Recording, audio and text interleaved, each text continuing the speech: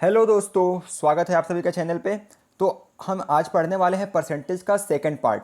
I hope कि आपने percentage का पहला जो पार्ट मैंने कराया हुआ है उसको ज़रूर देखा होगा, और अगर आपने अभी तक उसको नहीं देखा है तो उसका लिंक मैं यहाँ डिस्क्रिप्शन बॉक्स में प्रोवाइड करा दूंगा। तो आप वहाँ पे क्लिक करके पहले उस वीडियो को ज़रूर देख लें, बिकॉज आपका जो बेस जो बनेगा वो उस वीडियो को देखने के बाद ही बनेगा। बिकॉज जो भी मैं आगे पूरा का पूरा मैथमेटिक्स का कोर्स पूरा कंप्लीट कराऊंगा उसमें इस जो परसेंटेज का जो पहला लेक्चर है उसका बहुत ही ज़्यादा योगदान रहने वाला है। बिकॉज सारी चीज़ें पूरी की पूरी बेस्ड रहेंगी उसी पे, ठीक है। तो परसेंटेज का जो पार्ट नंबर 1 है, ये पार्ट नंबर 2 है। तो पार्ट नंबर 1 आप देखना ना भूलें, उसको ज़रूर देख लें, और उसका लिंक मैं यहीं पे नीचे डिस्क्रिप्शन बॉक्स में आपको दे दूंगा, ठीक है।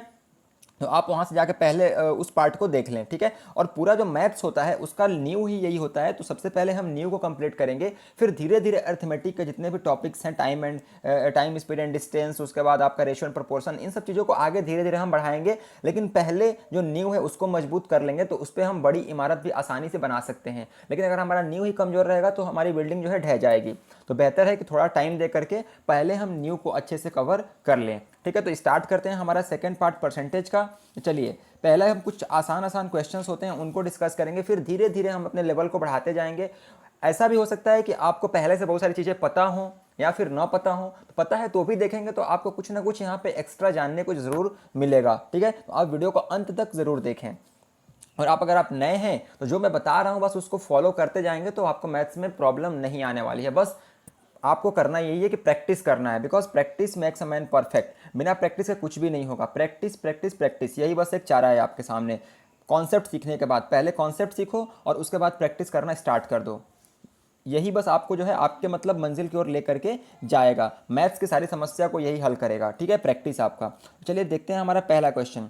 306 का 16:2/3% निकालना है। अब अगर आपने मेरे पहले वीडियो को देखा होगा तो आपको पता होगा कि 16:2/3% का जो फ्रैक्शन वैल्यू होता है वह क्या होता है, तो वह होता है 1/6, ठीक है। 16:2/3 का फ्रैक्शन वैल्यू जो होता है वह होता है 1/6।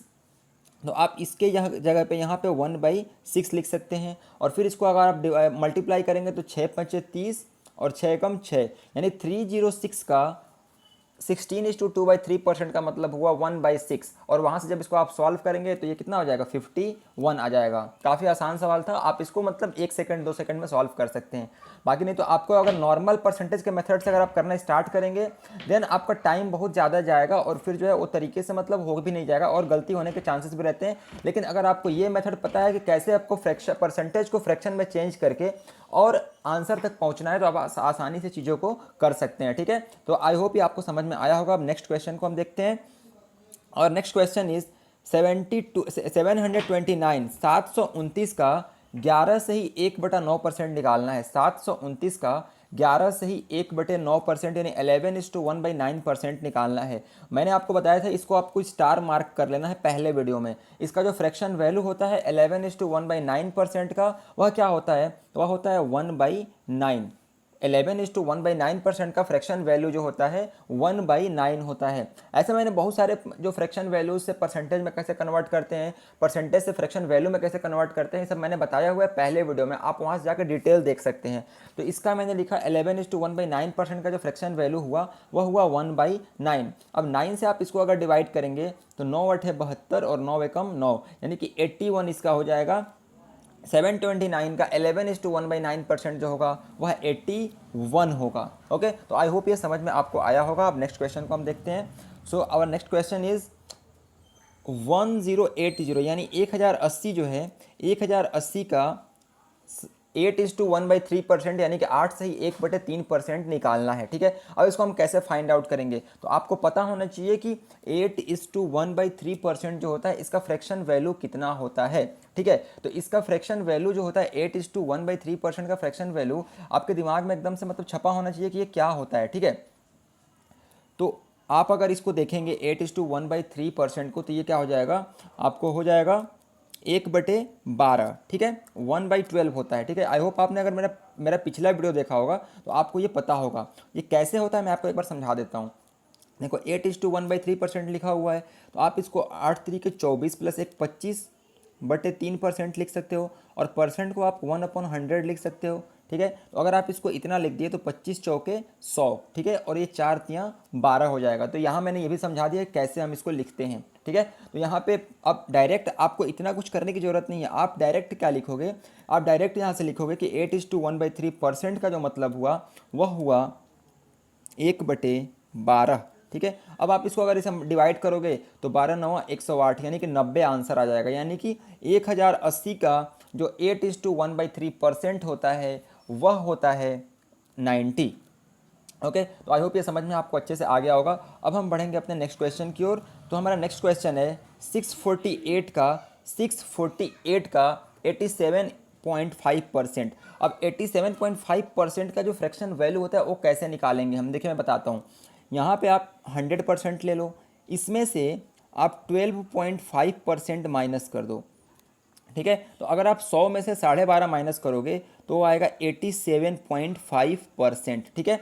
तो आप यहाँ पे 100 का मतलब एक लिख दिए, और मैंने आपको कल ही बताया था कि 12.5% का जो फ्रैक्शन वैल्यू होता है वह होता है 1/8। और आप इसको अगर सॉल्व करोगे तो वह क्या आएगा, 8 - 1 यानी 7/8 आ जाएगा, ठीक है, 7/8 आएगा। यानी कि 87.5% जो होता है इसका फ्रैक्शन वैल्यू जो होता है वह क्या होता है, 7/8।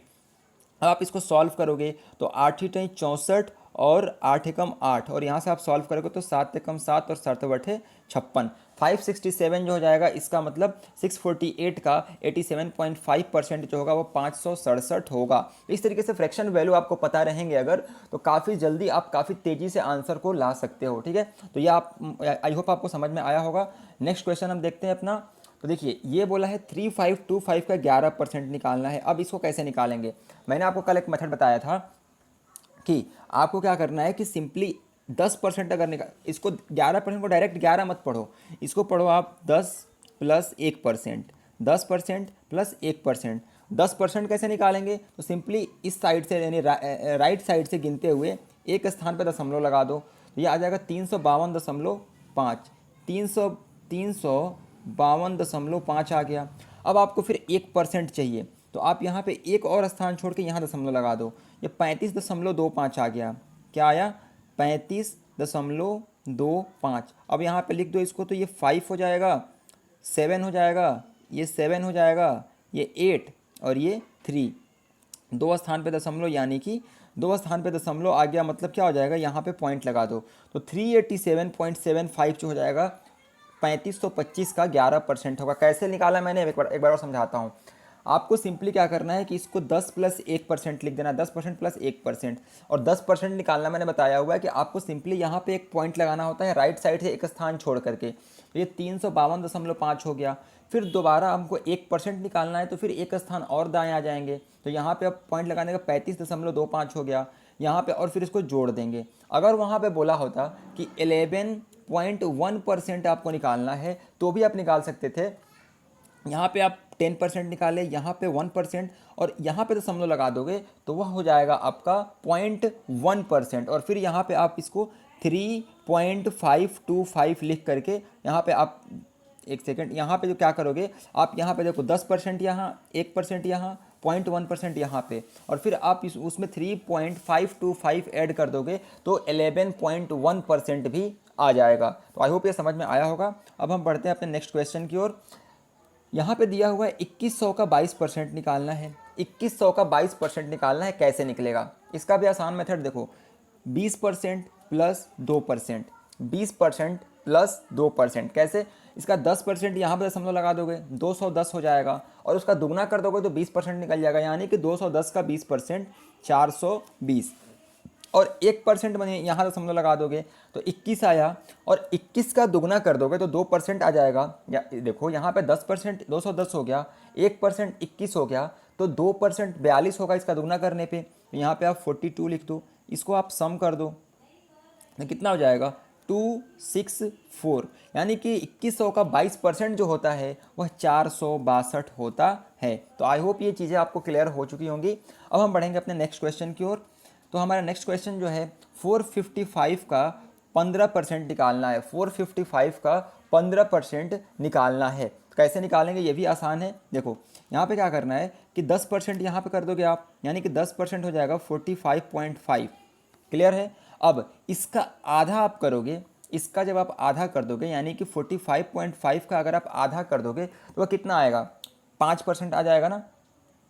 10% हुआ 45.5, इसका आप हाफ कर दो, कितना हो जाएगा, तो ये हो जाएगा 2 दूनी के 4, 2 दूनी 4 है ना, और फिर क्या हो जाएगा, एक बचेगा, 2 सत्ते 14 और 2 पंचे 10, ये आपका हो जाएगा 5%। और इन दोनों को आप सम कर दोगे तो 15% आ जाएगा आपका। 5 यहाँ 12, 5 जो 7 और 1 8, और ये 4 2 6, 68.25 जो होगा इसका 455 का 15% होगा। तो आई होप ये समझ में आपको आ गया होगा अच्छे से। अब हम बढ़ेंगे नेक्स्ट क्वेश्चन की ओर, कुछ और अच्छे क्वेश्चन करेंगे। ये तो बेसिक क्वेश्चन थे, आई होप सबको आते होंगे। एक और क्वेश्चन देखते हैं अच्छा सा। देखो यहाँ पे दिया हुआ है कि 500 का 25% निकाल, नहीं, क्वेश्चन ऐसे दिया हुआ है कि 500 जो होगा किसका, यानी 2500 का कितना परसेंट होगा। क्वेश्चन आपसे ऐसे पूछा है कि 2500 का कितना परसेंट जो होगा वह 500 होगा, यानी कि 500 is how much percent of 2500। Okay, तो हमको निकालना है। तो हम कैसे निकालेंगे इसको, देखो हम क्या करेंगे कि 2500, एक जनरल मेथड में बताता हूँ कि जो आप सोच कैसे सकते हो कि 2500 का अगर मैं 10% देखूँ, अगर मैं 2500 का 10% देखूँ तो 250 होगा। 2500 का 10% 250 हुआ, यानी कि अगर मैं इसको दुगना कर दूंगा, यानी कि 20% अगर कर दूंगा तो 500 निकल जाएगा, यानी कि 500 क्या है, 20% है। अगर आप बोलो कि नहीं मेरे को मेथड से ही निकालना है तो भी निकाल सकते हो। आप कैसे करोगे, देखो कि बोला है कि 2500 का कितना परसेंट 500 होगा, 500 2500 का कितना परसेंट होगा, मान लो x% होगा, यहाँ से ज़ीरो कैंसिल हो जाएगा, यहाँ पे क्या है 500 है ना, और फिर यहाँ पे क्या होगा 25 दूनी का 50, और यानी कि 25 20 में 500 होता है, तो यहाँ पे x बराबर कितना आ गया, 20 आ गया, और यही आपका आंसर होगा, फाइनल आंसर। तो क्वेश्चन मार्क के जगह पे 20 आ जाएगा, यानी कि 2500 का जो 20% होता है वह 500 होता है। काफ़ी आसान सा क्वेश्चन था, आपको समझ में आ गया होगा। अब नेक्स्ट क्वेश्चन देखते हैं। 81 is how much percent of 729, यानी कि 781 जो है 729 से कितना परसेंट होगा। अब यहाँ पे हर जगह जो पॉइंट वाला जो मैंने बताया था मेथड वो काम नहीं करता है। यहाँ पे आप करोगे तो आपको उसमें ज़्यादा टाइम लग जाएगा, तो आपको देखना है कि कहाँ पे कौन सा मेथड ज़्यादा सूटेबल है। तो यहाँ पे अगर आप देखो तो यहाँ पे जो नॉर्मल मेथड होता है वही ज़्यादा कामयाब है, यानी कि 81 729 का कितना परसेंट है। जैसे आप एग्ज़ाम में पास होते हो 10वीं में 12वीं में, तो बोलते हैं इतना परसेंट आया है, मतलब आपका 600 नंबर होते हैं, उसमें से कुछ आपके नंबर आए होते हैं, तो आप परसेंटेज निकालते हो और बताते हो कि भाई इतना परसेंट मार्क्स मेरा बना है। कैसे बना है, अगर मान लो आपने एग्जाम दिया 729 नंबर का पूरा एग्जाम था और आपके 81 मार्क्स आए थे, पक्का है कि मतलब बहुत कम नंबर आए हैं तो जो है कुछ भी हो सकता है। तो वहाँ पे आप जो है 81 मार्क्स अगर आपके आए हैं और पूछा जाए कि कितना परसेंट मार्क्स आपने गेन किया, तो आप कैसे करोगे, 81 आउट ऑफ 729 इंटू 100 कर दोगे, तो ये कितना हो जाएगा। इसको अगर आप करोगे तो 9 टाइम्स ये जाएगा, और 1/9 कितना होता है, तो 11:1/9% होता है। ठीक है, तो ये हो जाएगा 81 जो होगा 11:1/9% होता है 729 का। तो आई होप ये क्वेश्चन आपको क्लियर हो चुका होगा। अब हम बढ़ते हैं अगले क्वेश्चन की ओर। सो आवर नेक्स्ट क्वेश्चन इस काफ़ी अच्छे क्वेश्चन है, बेसिक क्वेश्चन हैं लेकिन अच्छे हैं, एग्जाम में ऐसे क्वेश्चन आते हैं।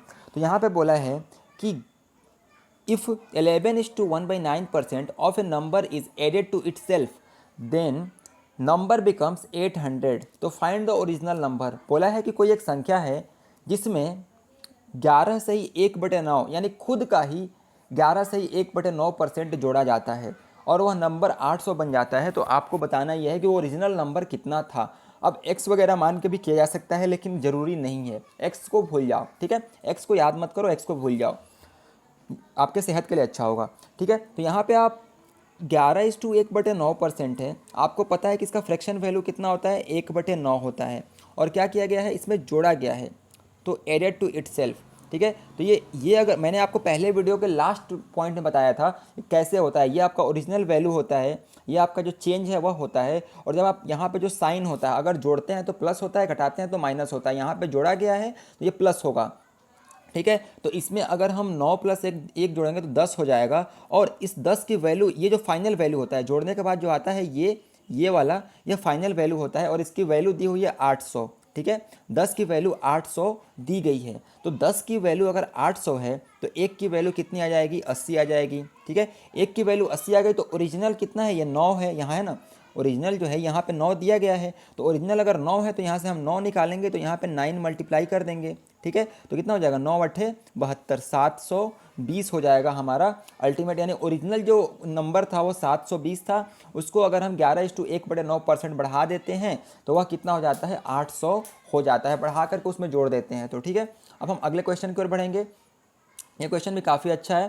तो क्या बोला है इसमें, क्वेश्चन में बोला ये गया है कि अगर कोई नंबर, यदि if 516 is to 2/3% of a number is added to itself, it becomes 111.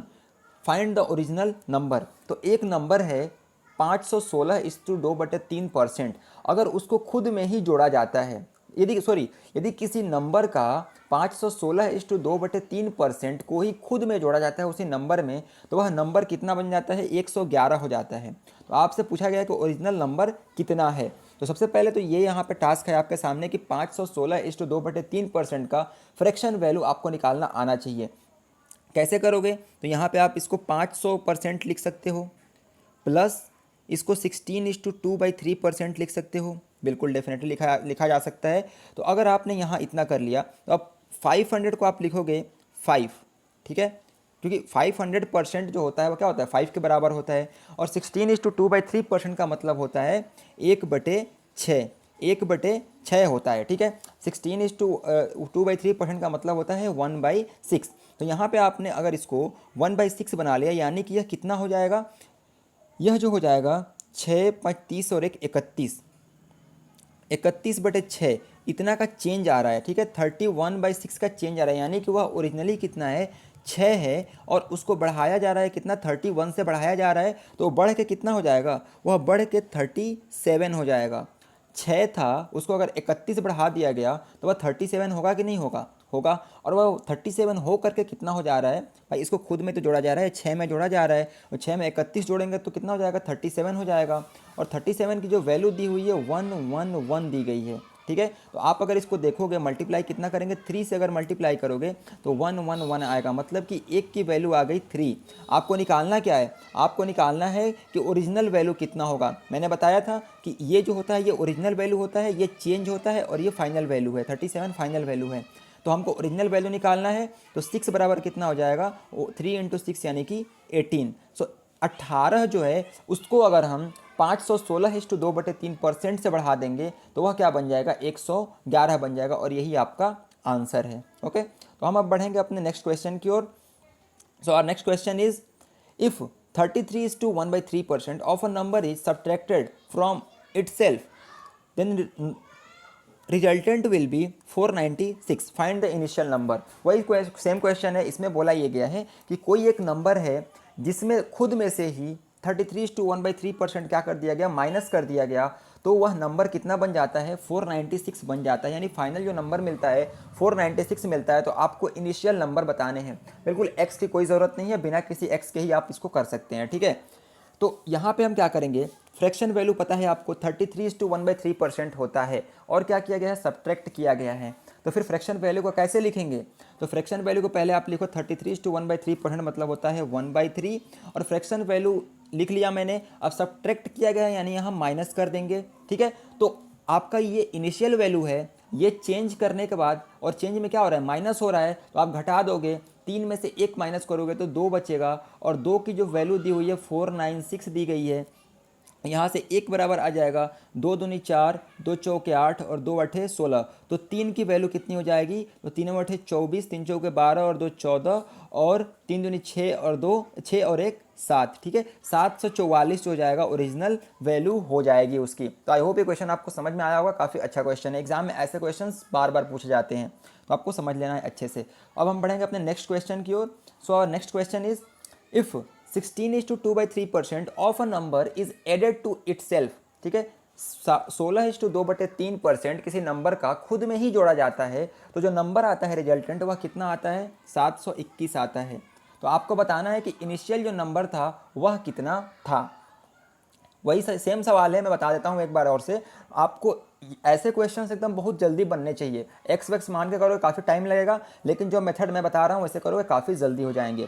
तो 16:2/3%, सबसे पहले फ्रैक्शन वैल्यू आपको पता होनी चाहिए। तो 16:2/3 का फ्रैक्शन वैल्यू कितना होता है, 1/6 होता है। और क्या किया गया है, ऐड किया गया है, यानी यहाँ प्लस का साइन आएगा। ये आपका इनिशियल वैल्यू हो जाएगा और ये आपका चेंज है, और आप इसमें यहाँ प्लस का साइन है यानी जुड़ेगा, तो जो जुड़ के बना 7, 7 जो आपका फाइनल वैल्यू आएगा। और इस फाइनल का मान आपको दिया गया है, ये 7 नहीं है, एक्चुअल में क्या है 721 है। तो अगर 721 है तो इसको हम अगर हम डिवाइड करेंगे तो एक बराबर कितना आएगा, 7 एकम 7 और 7 त्रिके 21, है ना, 103 आ जाएगा। ठीक है। अब इनिशियल कितना है, इनिशियल वैल्यू है 6। एक्चुअल में वो 6 नहीं हो, क्या है, इसमें हम 6 से मल्टीप्लाई कर देंगे तो वही है। तो अगर आप मल्टीप्लाई करोगे तो 6 त्रिका 18 और 6 एकम 6, 618 जो होगा वह फाइनल आंसर होगा। और मतलब क्या होगा कि जो इनिशियल नंबर था वह 618 था। ठीक है। तो ऐसे इस क्वेश्चन को आप सॉल्व कर सकते हो। काफ़ी आसान सा क्वेश्चन था, काफ़ी इजी क्वेश्चन था, लेकिन इंपॉर्टेंट क्वेश्चन था।